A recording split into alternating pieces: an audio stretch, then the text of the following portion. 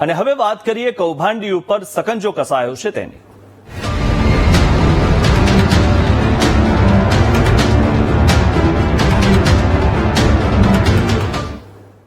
BZ ગ્રુપના કાળા કરતૂતો અંગે વધુ એક ચોંકાવનારો ખુલાસો થયો છે. કૌભાંડી ભૂપેન્દ્ર ઝાલાએ કાળા નાણાંને વ્હાઇટ કરવા મૈત્રી ફાઉન્ડેશન બનાવ્યું. કૌભાંડી ભૂપેન્દ્ર ઝાલાના 30મા જન્મદિવસની પાર્ટીમાં એમએલએ અર્જુનસિંહ ચૌહાણ હાજર રહ્યા હતા. અમદાવાદના એમએલએ અર્જુનસિંહને આમંત્રણ આપી મૈત્રી ફાઉન્ડેશનમાં તેમને સભ્ય પણ બનાવાયા હતા. 17 ઓગસ્ટ 2024ના દિવસે અર્જુનસિંહ ચૌહાણે પોતાનું આધાર કાર્ડ, પાન કાર્ડ મોકલાવ્યું હતું અને મંત્રી ભીખુભાઈ પરમારના દીકરા કિરણસિંહને 13 નવેમ્બરે મૈત્રી ફાઉન્ડેશનમાં સભ્ય બનાવ્યા હતા. ત્યારે ત્રણેય સભ્યોના 1 લાખ મળી કુલ 3 લાખ મૈત્રી ફાઉન્ડેશનમાં ટ્રાન્સફર કરવામાં આવ્યા હતા. જો કે મૈત્રી ફાઉન્ડેશનના ખજાનચી અનિલ રોહિતે ફાઉન્ડેશનમાં કોઈ વિવાદિત ટ્રાન્ઝેક્શન ન હોવાનો દાવો કર્યો છે. ભૂપેન્દ્રસિંહ ઝાલા, હું, મારા એક મિત્ર કમલેશભાઈ, પછી કમલેશભાઈ ચૌહાણ, ધવલભાઈ પટેલ, આપણે કિરણસિંહ, ભીખુસિંહ પરમાર, અમીશભાઈ, અસીમભાઈ, પલકભાઈ, ધવલભાઈ, આ બધા ટોટલ 11 ટ્રસ્ટીઓ છે. 11 ટ્રસ્ટીઓમાં કોઈ રાજકારણ સાથે જોડાયેલું હોય એવું કોઈ? રાજકારણ સાથે જોડાયેલ તો આમ તો આપણે અમદાવાદના ધારાસભ્ય શ્રી અર્જુનસિંહ ચૌહાણ સાહેબ અને આપણે જે ભીખુસિંહ પરમાર સાહેબ છે, એમના સન છે કિરણસિંહ, એ છે. એમાં અત્યાર સુધી આપણું જે એકાઉન્ટ ની પ્રોસેસ લગભગ 1.5-2 મહિના પહેલા જ થયેલી છે અને એમાં અલગ અલગ 3 ટ્રાન્ઝેક્શન થયેલા છે. અને એ મિત્રોની શું કહેવાય, જેમને પણ ચેક આપણને આપ્યા છે, મારા મિત્ર જે ટ્રસ્ટી જોડે છે ધવલભાઈ, તો એ રીતના શું કહેવાય કે જે મિત્રોએ દાન કર્યું છે એના દ્વારા. સાબરકાંઠા જિલ્લામાં 6000 કરોડનું ફુલેખું ફેરવનાર ભૂપેન્દ્રસિંહ ઝાલાને ત્યાં સીઆઈડી ક્રાઇમે દરોડા બાદ તપાસ કામગીરીનો ધમધમાટ ચાલી રહ્યો છે. સીઆઈડીએ આ કેસમાં અત્યાર સુધીમાં 7 આરોપીઓને ઝડપી પાડ્યા છે. ત્યારે 7 આરોપીમાંથી એક આરોપી હિંમતનગરના મહેતાપુરા વિસ્તારનો રહેવાસી છે.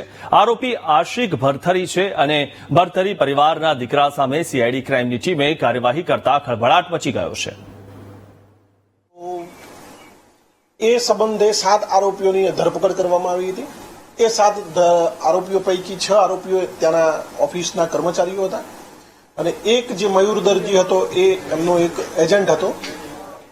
તો આ એજન્ટની ધરપકડ ઓફિશિયલ કરવામાં આવી છે અને નામદાર કોર્ટ દ્વારા એમને 30/11/2024 સુધીના રિમાન્ડ, પોલીસ કસ્ટડી રિમાન્ડ આપવામાં આવેલા છે.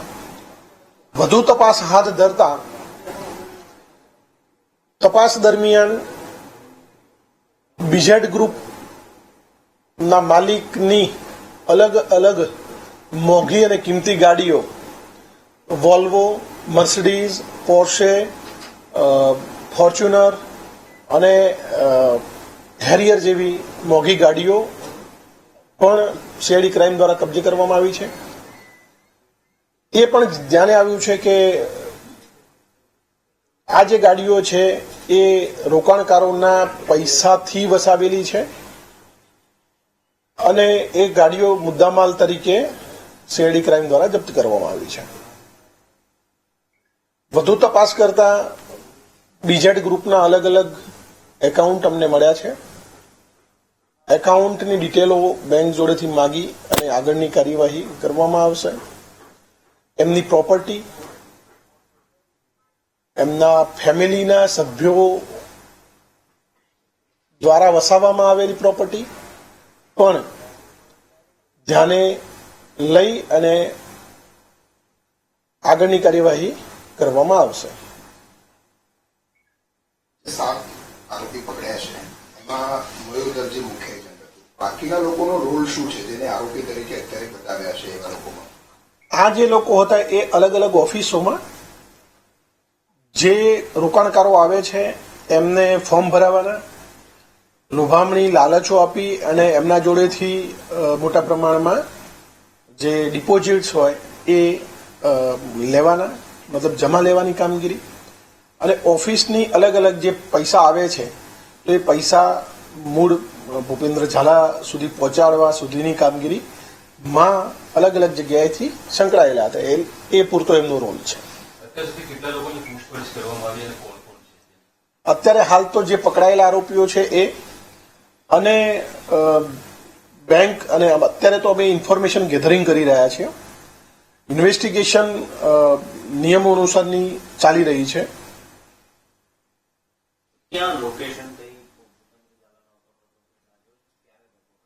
નહીં, એના જે ટેકનિકલ સર્વેલન્સ છે એના આધારે અત્યારે એનો મોબાઈલ સ્વિચ ઓફ આવે છે, એટલે અત્યારે એ કહી શકાય નહીં કે ક્યાં હોઈ શકે છે. પણ એ દેશ ન છોડે એના માટે અમે એલઓસીની પ્રપોઝલ જે તે સંસ્થાને અમે મોકલી આપી છે. એક આરોપી જે 7 પૈકી છે કે જે ત્યાં ક્લિનિંગનું કામ કરતો હતો, સાફ સફાઈ માટે જતો હતો, મહિને 7,000નો પગાર ઝૂંપડામાં રહે છે, એને આરોપી બનાવવાનું શું કારણ ખાસ? એ તપાસ દરમિયાન અમારા જે છે એ વધારે ધ્યાન આપી શકે છે અને એ બાબતે ખુલાસો કરી શકે છે.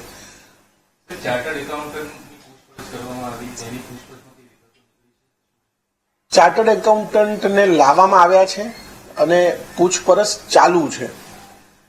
એમના જોડેથી બેંકની વિગતો મળી છે.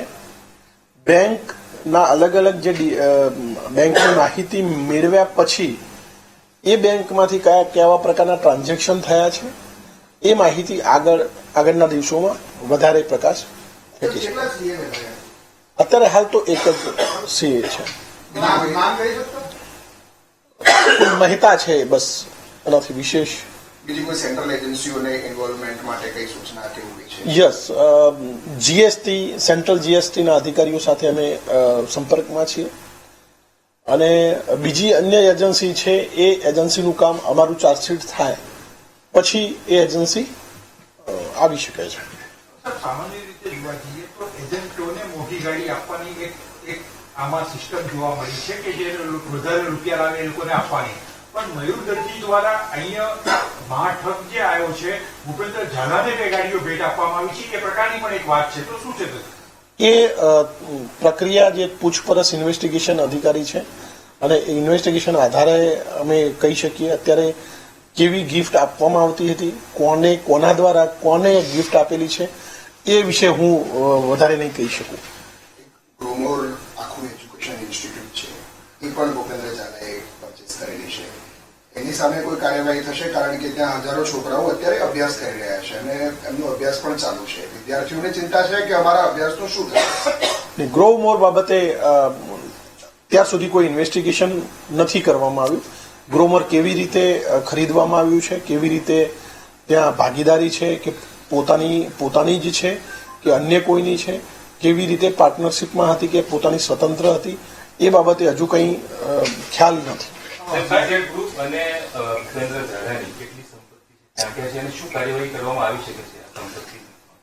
ગુજરાતમાં તમામ જગ્યાએ અમારી ઓફિસમાંથી એક લેટર સબ રજિસ્ટ્રારને જશે અને જે પણ સ્થાયી મતલબ ઇમૂવેબલ પ્રોપર્ટી છે એ કોઈ વ્યક્તિને અન્ય વ્યક્તિને ન વેચાણ કરે એ બાબતે અમે તમામને જાણકારી આપી દીધી છે.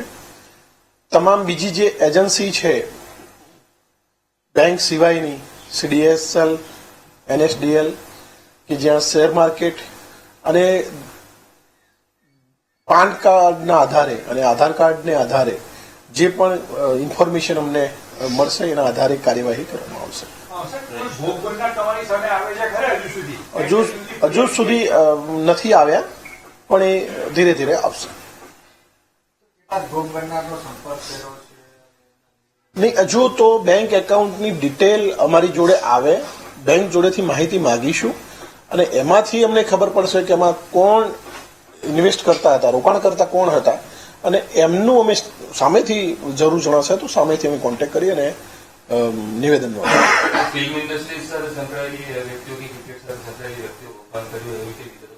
અત્યારે હાલ સુધી નથી મળી મને માહિતી. આનું ઓછા સમયમાં આખું જે ગ્રુપ એનું મોટું થયું, એમાં કોઈ લોકલ પોલીસનું ઇન્વોલ્વમેન્ટ કેવું કઈ સામે આવે છે અત્યાર સુધી? અત્યાર સુધી એના કેટલાક વિડીયો પણ એવા છે કે એની સાથે પાયલોટિંગ કાર અને એસ્કોર્ટ વાળી કાર હોય ને એવી લઈને જતા હોય ને વચ્ચે ગાડીમાં જતો હોય, એ પ્રકારના વિડીયો પણ એને સોશિયલ મીડિયા પર મૂક્યા બાબતના સોશિયલ મીડિયા મેં જોયું નથી એટલે બાબતે હું કંઈ નહીં કહી શકું, પણ લોકલ પોલીસ ઇન્વોલ્વ છે કે કેમ, કે પોલીસ અધિકારી કે કર્મચારીઓ રોકાણ કરે છે કે કેમ, એ અમારે બેંક ડિટેલ આવ્યા પછી બેંક ડિટેલના આધારે અમે કહી શકીશું. અત્યારે કહેવું એ આગોતરું હશે. 1000 કરોડ રૂપિયાનો પ્રથમ 3 દિવસની તપાસ કરી આ આંકડો વધ્યો છે ઘટ્યો છે? બે એકાઉન્ટની ડિટેલ અમને જે તે દિવસે જ મળી ગઈ હતી, તો એમાં 175 કરોડ રૂપિયાની હતી જ. અને અત્યારે હવે માહિતી જેમ જેમ બેંક એકાઉન્ટની વિગતો અમને મળી રહી છે એમ અમે માગીશું, અને બેંક એકાઉન્ટની વિગત આવે પછી 100% આમાં આંકડો વધશે.